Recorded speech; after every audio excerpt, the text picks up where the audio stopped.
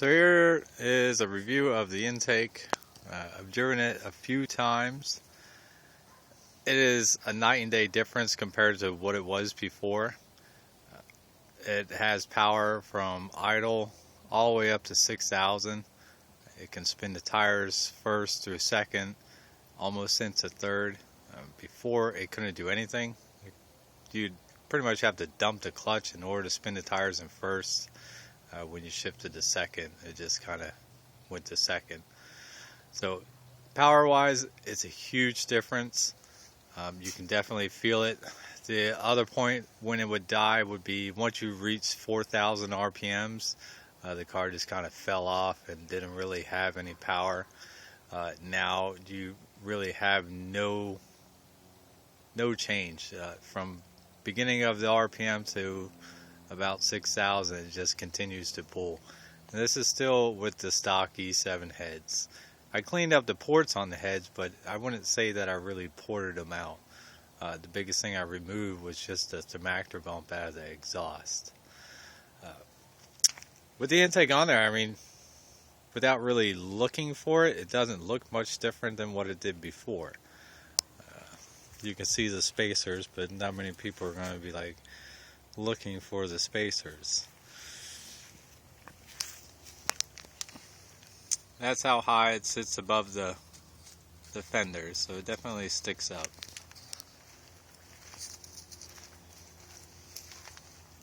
It has new K&N filter on it. I had the factory airbox was on there before, but the whole side of it was cut out, so I can't say that this made any kind of a difference.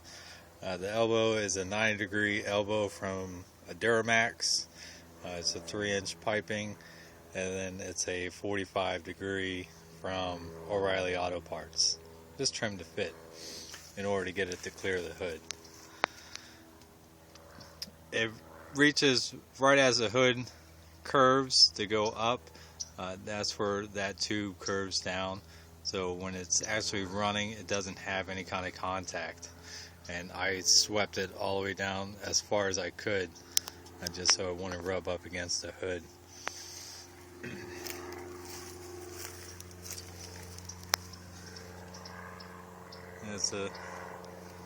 It sticks up a little bit. The hood is a 5-inch cowl hood. It's an unknown brand. I got it off of Craigslist. Pretty cheap, $250. It worked for what I needed it to do. All in all, I'm really impressed with how different it is just by changing how the airflow enters the beginning of the runners. Taking that 2 inches out really made the difference, and then adding it back into the bottom. So you really have, it starts on the runner, and if I remember correctly, it's almost 9 inches from the top of the first curve to the bottom on your first curve. So it's a straight shot down. I consider it a tunnel ram, an EFI tunnel ram.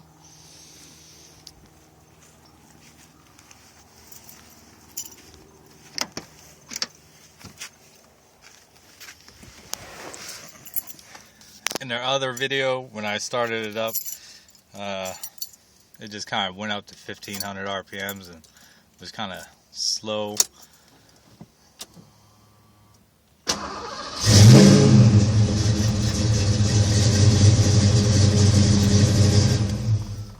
Now it has that kind of pop when you start it up, a little surge in the idle. Driving wise, before when you were starting off from a stop, you kind of had to ride the clutch a little bit in order to get it going.